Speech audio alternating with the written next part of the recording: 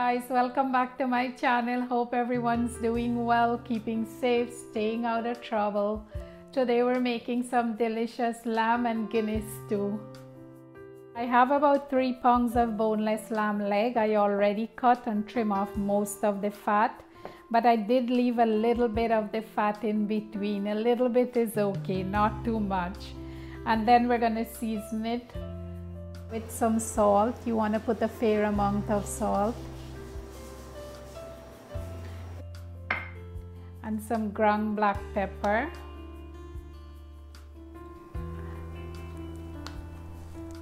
and some ground cumin. Cumin has a warm earthy flavor that goes well with the gamey, kinda unpleasant flavors of lamb. I'm gonna put the gloves on, then we can mix the spices with the meat. I'm using my hands because I want to get all the meat well coated with the spices.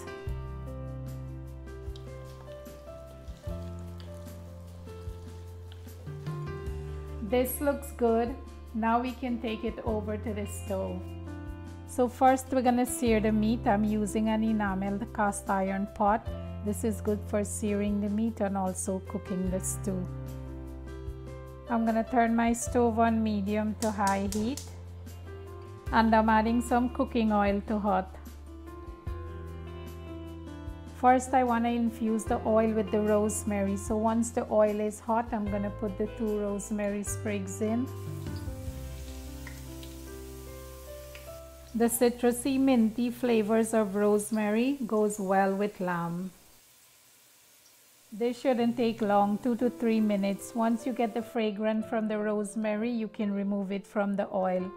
I'll remove it and set it aside. We can use it for garnish later. And now we can start searing the meat. I'm gonna put it in single layer. You don't want to overcrowd the pot. You can do it in separate batches if you have a lot. This should help the heat to distribute on the sides too. You don't want to overcook it, you just want it to get brown on the outside and lock all the juices inside. I'll turn it so all the sides can get brown, then I'll take it out from the heat and I'll put the other batch. The second batch is finished and this is what we got. This can definitely mess your stove, but in a good way. Next, I'm adding about half a stick of butter to melt. I can go with a little bit more, the lamb is kind of lean. Now I'll add some roughly chopped red onions.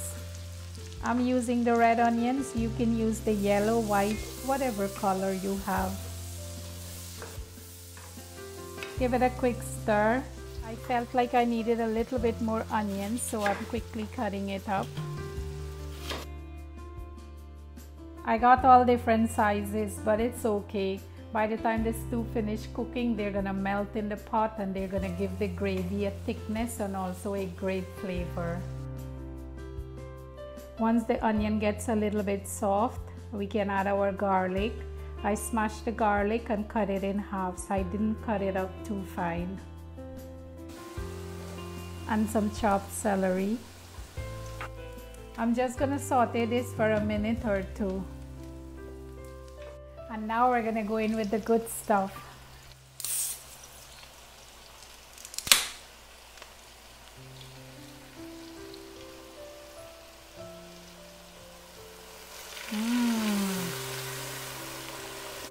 Look at all this wholesome goodness in there. The fermented roasted barley in the Guinness will add a delicious roasted malty flavor in the stew.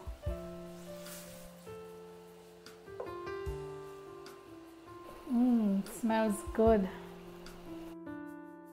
And now we're gonna go in with the seared lamb. And I'm adding some tomato paste. This will add some color and flavor. Give it a quick stir.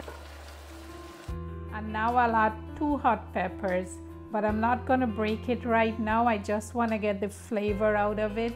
Later, if I decided to go with some good heat, I'll break it. Next, I'm gonna add some water and a little bit more of salt to taste. Like, I'm not exaggerating, but this stuff smells amazing. And if you're concerned about the alcohol content in the Guinness, please don't stress it, because we're gonna let this cook for about 2.5 to 3 hours. And by that time, the alcohol content will reduce significantly to maybe less than 10%. Some of the medication and vitamins we take has a higher percentage of alcohol than that. As a matter of fact, hold on, don't switch that channel. I want to show you something. This is the popular SSS tonic that is supposedly good and healthy for you. Have you ever drank this or give this to someone to drink? Did you notice the alcohol content is 12%? So the next time you hear someone says, this stuff is really good, it makes me sleep well, you know what it is. I know some of the older folks in my country love to drink this. I wonder why. Now I'll cover the pot and allow all this goodness to slowly cook for about 2 hours. You can also put it in the oven to cook.